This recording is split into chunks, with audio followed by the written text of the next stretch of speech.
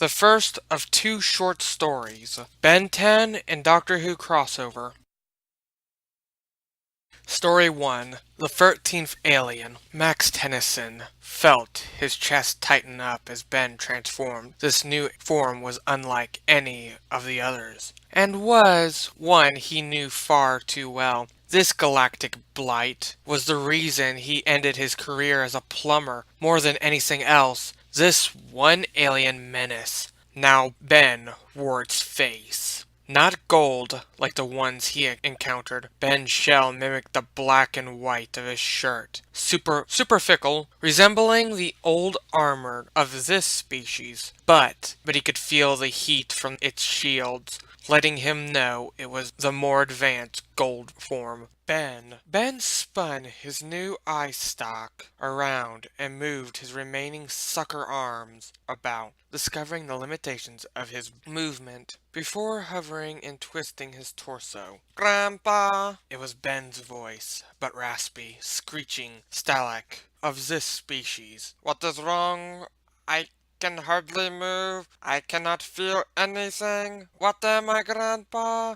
What am I? Ben's sucker arms reached out to touch him. He instinctively pulled back. Max Tennyson took out a deep breath, then another. He still couldn't tell him what horror he had become. I am full of these new thoughts and impulses. Time and space open before me, and I have the urge to exterminate my enemies. What have I become? Hearing that word finally allowed Max to answer his grandson, to tell him that the Omnitrix had transformed him into one of the most feared races in all of time and space. A Dalek. Weeping. Read by CatLover2976. A stone statue stood in a field, an angel made of stone. Its hands were covering its face, as if it was weeping. 3 sets of eyes were focused intensely on the alien, for that was what it must be, if the Omnitrix symbol. It was rare for Ben to use a new alien before trying it out, but this was an emergency. Mutated rats seemed to be the sense the looming danger stirring at the alien, as if its life depended on it. One of the monstrous rats behind it squeaked, taking a step back. All eyes shifted to the rat before snapping back onto Ben. He had moved halfway to Animo, now frozen as if they were playing red light, green light. His face seemed to be frozen in mid-roar, wings spread, impossible balance on the tip of his right foot. What is that saying? Gwen turned towards Kevin, concerned evidence in her eyes. Why was Ben moving like that? Why didn't he just attack Animo already, instead of playing this creepy game? I don't know, Kevin responded, meeting her gaze. Kevin responded, meeting her gaze across the field. Animo blinked. A scream pierced the air, and Gwen and Kevin snapped their attention back. Ben was closer now, hands just about to close around Animo's neck.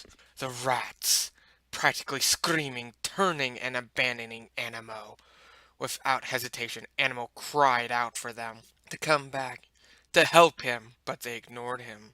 Without even glancing back, a cruel grin was on the angel's stone face, and it wasn't hard to imagine those emotionless eyes, those emotionless stone eyes, to be holding absolute glee at being this close to its praise. The rules of the game seemed almost obvious now. Don't take your eyes off of it. Ben! Gwen called out. Snap out of it! All it took was a single blink. Just like that, Animo was simply gone, and Ben was already frozen, looking as if he was heading in their directions. Where next? Kevin's eyes widened at this realization. He's coming for us now. Ben would never hurt us.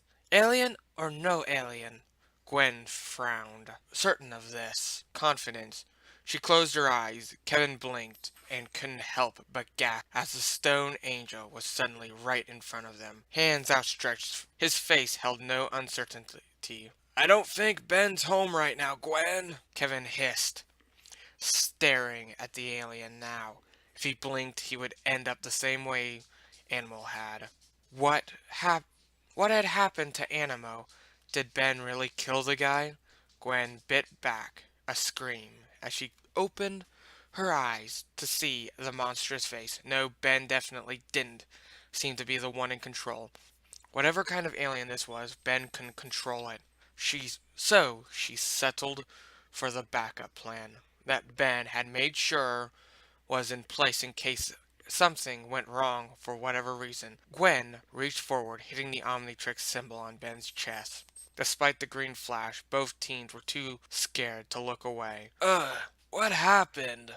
I remember going for the new alien and then Ben blinked at them, motioning his hands around, wordless and looking confused. Let's just say you shouldn't use it anymore, Kevin said, cautiously patting the smaller teen on the shoulder, as if Ben had suddenly lunged forward to make them disappear. He didn't, only giving them both a concerned expression. Hey, where did Animo go?